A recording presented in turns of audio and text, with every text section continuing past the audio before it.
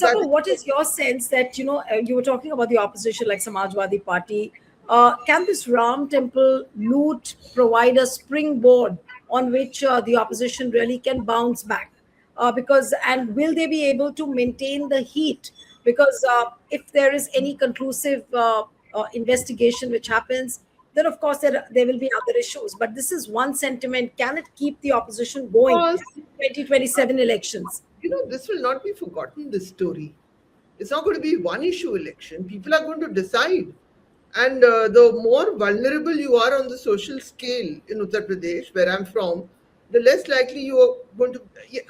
This does not apply to Jats and Yadavs, but once you get into Awadh, where we are from, or you go to Eastern UP, Purvachal people still talk more. You think the Pasis and the Mauryas and all that, if they're going to make a shift, they will not tell you. It will happen. And this is the area from where the shock came. Ayodhya is also in Awadh. This is the area where there was a rout for the Bharatiya Janata Party, and very few people saw it coming. So and the Pasis are the prominent Dalits over there. Their Chamars and all are in west, where the Sapa does not traditionally have a hold. So there are many things that get into play because people have very difficult lives in these places. They don't have No, much but to lose. you've traveled extensively in UP and other parts of the country, and after seeing this Ram temple loot and the kind of sentiment which it is evoking, even from the common man, do you think that this issue can be BJP's undoing? No. Of course, it can be used. Of course, it can. I mean, if your party's reason for existence was a temple. That's how the BJP became big. It became big with Ram Andolan. Throughout the Vajpayee era, which was a coalition government, it was always about where they had agreed to set aside the Ram Mandir as a goal. The whole debate was what is the position on Ayodhya. It was went back and forth, back and forth, back and forth. Then because the Narendra Modi government was a single party government and the whole system, everything else was crashed with their control of political wealth, of all political finance, everything, ED, all of that came into play in the Modi era. So, but of course, what it shows you is the hollowness of this edifice. It does tell you that even this claim to great faith was hollow and that Right. people were stealing from the Ram Mandir. Now, stealing from places of religious worship is not new in the world. It's happened in Absolutely. the Vatican also. It's happened in other temples in India. But the Ram Mandir was a unique political project linked to the destiny of a party, linked to the ideology of the RSS and the Vishwa Hindu Parishad. So it is different than just old temples like Tirupati or some in the south where people were stealing ghee and gold or whatever. It No, is but Saba, different. how do you think that the core voter of the BJP, which voted for BJP only in the name of Ram, how would that core voter There is get a there is a educated? core voter who will not budge. Okay. There is a path voter now created. You are saying despite the Ram temple loot, they will not budge. Some of them will be looking around, but they will be very disillusioned, and it would combine. But there is a core voter which believes in them, which believes in this Hindu project. But even some of them, their children are protesting. Their children are getting Yeah. this news leak because what is the social demographics of UP? UP has the largest Brahmin population in the whole of India. We don't have a caste census, but it is estimated that it is about 10%, 8 to 10% Brahmins, which is really rare. It's usually 1, 2, 2, 3. The difference between UP and Bihar is this. If you add the Thakurs and you add the, Kayas and all that, UP has a very large upper caste chunk. That is how it differs a little bit from Bihar. So now all the data has shown us that the upper caste overwhelmingly vote for the Bharatiya Janata Party in the Hindi belt. Will there the vote thins out when you get to the caste, the backward caste and Dalits? It starts thinning out. Definitely, minorities, all these would have large deletions also. Then name numbers would have been cut down. No, but All of that. everybody's asking that one simple question, that with this Ram temple loot, how has BJP and RSS, how have they got exposed? Now, does it go to show that their fate was was a sham? Their entire devotion towards Lord Ram, was that a sham? How does one read that? Listen, Neelu, it just shows you that human nature in all that we are a deeply corrupt society. And that even Ram Mandir, those anointed by those who claimed a holy project, who claimed a transformation of India, they were sitting there and presiding over loot. So it's very serious. Because this is not just another mandir or a masjid or a church. All institutions where people come, where there is wealth or a Sufi shrine, all of them, there is corruption. Because where there is organized religion, there is money, there are devotees, there are donations, and we have known corruption. But this was a different project. It was a project which was broadcast on television once Modi came to power. It was a project that led to the dismantling of the secular framework of India. When the act of the demolition of the Babri Masjid took place, it was a project that also led to a mass movement, which culminated in the success of a party.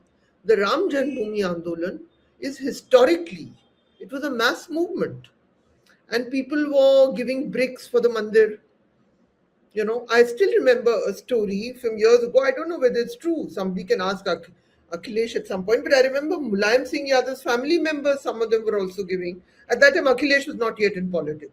They were also giving bricks. It was a question of Ram Mandir.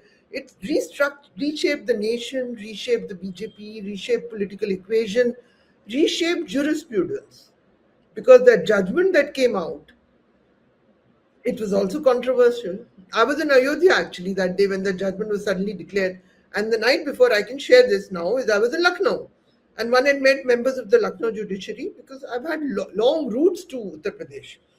And there was no way legally that people were of the view that that a unanimous judgment in thing of the Hindu side can come. And I went up to Ayodhya like I've gone many times. And that day, and another journalist was there who you would know, Suman Gupta, who I've known for years. She's a fantastic Ayodhya based journalist. And I remember she was with me, and then suddenly this judgment came. And I think I came back to Delhi in a train, and then I wrote a column in Times of India at that time because I was writing, And so these are things which are hard to. Uh, it's big. So Ram Mandir is not any mandir. Number one. So we cannot equate the loot there with loot that's happened everywhere. We cannot say that because it is a project that has changed India. It is unique. It changes the constitutional framework of India. It changes jurisprudence. It changes politics. It creates the Bharatiya Janata Party. It gives them the first foothold in mass politics. You Absolutely. know, No, but and does then it it become a turning point? But does this become a turning point for the Nilu, BJP's I don't know politics? that. We have to see whether the electoral expression, what we also against the Bharatiya Janata Party, is even possible these days, or it's managed. But what is interesting, so let's say it's managed, let's say in Maharashtra and Bengal. The question about Uttar Pradesh is this: that will the managers of the Bharatiya Janata Party be united in how they wish to manage UP? There is a question wide open over there, right? This is all highly, we get into the realm of great speculation. But I would also, from my earlier experience of covering the BJP, there were so many stories about Vajpayee and Vajpayee versus Advani and all that. But in the end, they all came together for the same project. They are creations of an ideological parivar, But a unique thing did happen in UP during the 24 election, where I went, traveled, and I found RSS workers sitting at home. They were not happy because the BJP had declared 400 par. If you remember, the then president, he had made a statement also. The Himachal leader, who was the president of the Bharatiya Janata Party, who preceded the current president. Anyway, the one who was there for years. The name is just, he had Even I'm made a not able to statement that recall. we can independently win and all that. The BJP had dialed a wrong number in that election. They lost. So, I wrote about it. So it's nothing secret. Meerut, Agra, RSS workers were just sitting back. 400 par unka hoga. Maharashtra, the same thing happened. But No, once but they got a warning, what you are just explaining about RSS that they withdrew in 2024. Now, after this episode, Do you think, and there is a sense of unease within the BJP and the RSS ranks, especially the central leadership? Do you think that the rift could widen now with, and as the We investigation don't know. goes? We don't know, Neelu. We don't know which faction is acting how.